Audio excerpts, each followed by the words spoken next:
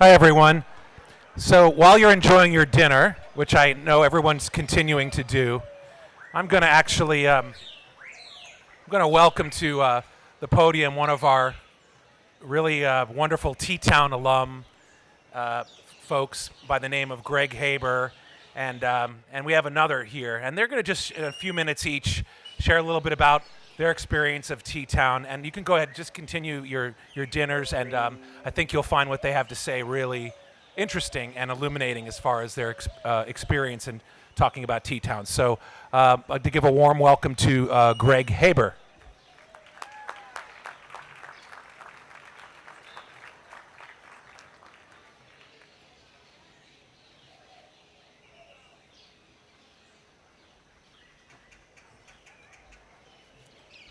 Thank you so much, Kevin, and thank you so much, Phyllis, too, for asking me to do this. It's a real honor. I am incredibly touched that you asked me to do this. So the theme for tonight is a ripple in the pond, and though my ripples may not have gone as far as others, I think I still have a pretty good story to tell. I was a camper at Teatown from the time I was about 7, and as soon as I was 16, I decided to sign up to be a counselor. I absolutely loved it. I loved the Teatown summer camp. And when it came time to decide what I wanted to study for college, I had varied interests that took my mind in many different directions. Did I want to write? Did I want to play music? Did I want to study the stars or the creatures in the deep ocean? And at the suggestion of my parents, who, despite what I may have said as a teenager, were right much more often than they were wrong, they suggested that I look at environmental science, because throughout my life up to that point I had two very close experiences with natural areas because of all the time I had spent in them. One was the Adirondack Mountains, where we took summer vacations every year, and the other was Teatown Lake Reservation. And while both instilled a love of nature in me, only Teatown instilled a love not only of a sense of place and of nature, but of a desire to tell people how and why I loved nature and to try to get them to love it as well. So naturally, the subject of my college essays was all of my varied experiences in these two places. And with that essay about being a Teatown counselor, I was able to get into my top choice college, Cornell University, where I studied natural resources. Thank you. It was 12 years ago, so I appreciate that. Where I graduated 4 years later with a degree in natural resources, a concentration in applied ecology, and coursework where I set out to learn everything I could about the forests that Teatown had taught me to love. At that point, the ripples of my life, from that pebble I had thrown off the edge of the boathouse when I was 7, were bouncing back off the boardwalk on the other end of the lake. I moved home and took a summer job at Wave Hill in the Bronx, guiding high school students in forest ecology and restoration, and then a full-time job with the New York City Parks Department restoring forests throughout the city park system. It was great work for a time, but after a certain point I felt I had accomplished all that I could in that role, and those ripples started to bounce back away from the shore again. So I went to graduate school and again was extremely lucky, and I got into the Yale School of Forestry and Environmental Studies, where I studied, and this time the ripples did not stay quite as close.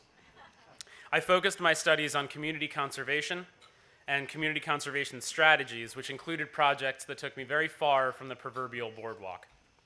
I spent 3 weeks in Wyoming and Montana talking to biologists with Wyoming Game and Fish, the U.S. Fish and Wildlife Service, the National Park Service, as well as nonprofit managers and directors, local artists and filmmakers, writers and activists about the issues they face around Grand Teton and Yellowstone National Parks, and learned that at their core, problems in Greater Yellowstone are not much different than the problems in Ossining.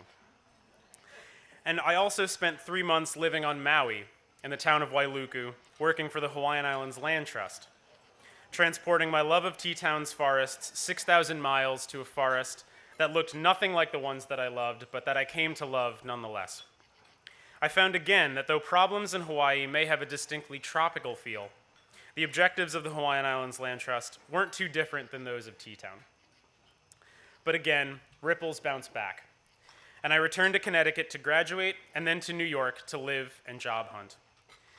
And in fact, those ripples bounced all the way back to Teatown, where again this summer I was a counselor before starting my current job.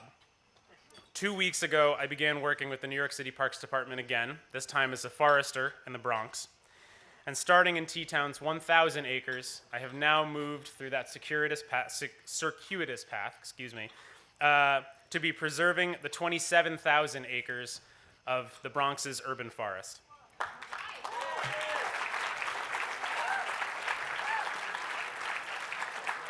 I've gone to Ithaca, New York City, New Haven, Jackson Hole, Bozeman, Montana, and Wailuku, Hawaii, and always come back, not just to Westchester, but to Teatown. Those ripples that started in Teatown Lake have propelled me so far to do so much, to learn so much, and to learn to love so much. And very graciously, they have always brought me home. Thank you very much.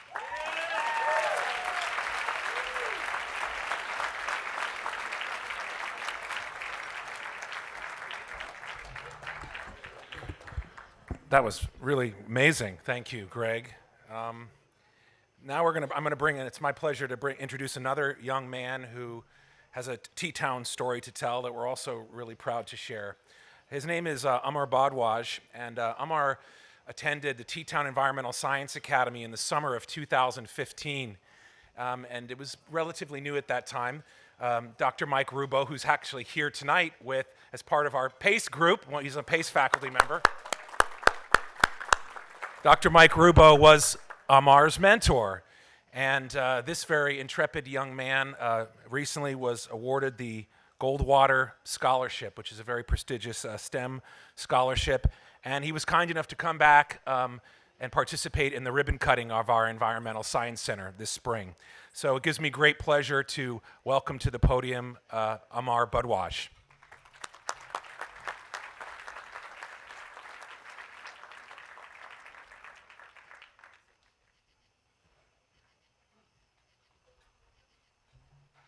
Hello, everyone. Good evening. Thank you, Kevin. It's great to be here. This is a very fancy event, way above my pay grade, which is 0 because I'm a college student. I don't usually go to class dressed like this, but it's good to have a little bit of a change and get off campus. Like Kevin said, my name's Amar. I'm a senior in chemical engineering at Columbia University right now, but thank you. But I'm here because I started out way back in 2015, which is long in terms of how long I've been doing things, at Teatown. So I was in the Teatown Environmental Science Academy, TESA, in the summer of 2015. I had actually been coming from Hong Kong, where I lived at the time, stayed with my grandparents in Queens, commuted up to Ossining every day to do research there. And like Kevin said, I was with Dr. Mike Rubo, who was a great mentor for me. And so during that program, it was my first experience doing environmental science research or any type of research. I was a rising senior in high school at the time.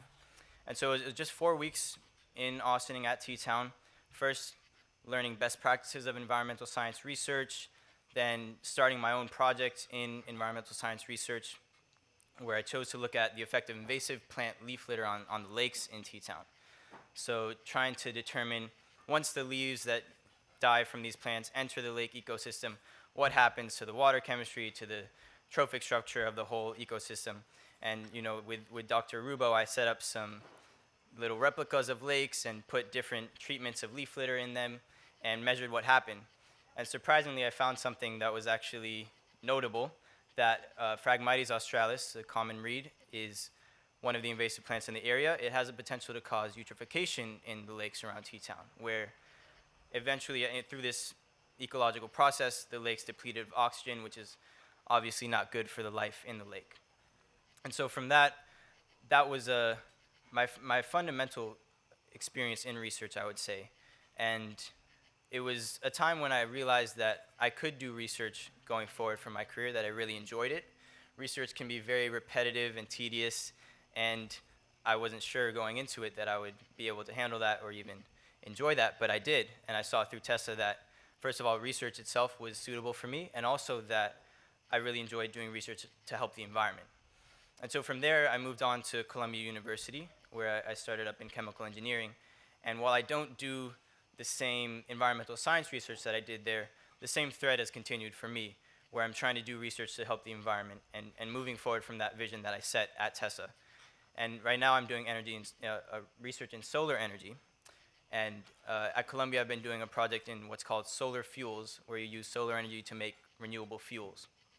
And thank you. It's been really exciting work. And I've been doing that for the past couple years at Columbia. And most recently, over the past summer, I was at Caltech out in California doing research on solar photovoltaics, which making a flexible solar cell was my project there. So definitely moving forward from TESA, I've been doing research that is aimed to help the environment in solar energy technologies that I've enjoyed a lot. And I'm planning on continuing this research for the rest of my career as an academic researcher. And what's... You guys are very supportive, thank you. What's really remarkable to me about the whole TESA experience is that it was just 4 weeks, and I was a high schooler.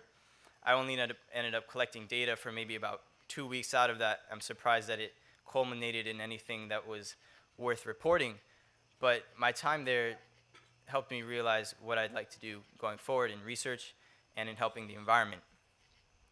And I think my research path and my career path would have been much different without that foundational experience I had at TESA. And so it's really great to be back here, be able to tell that story and let people know that the programs at Teatown, including TESA, are really phenomenal and have a fundamental impact on the people that participate in them. Thank you.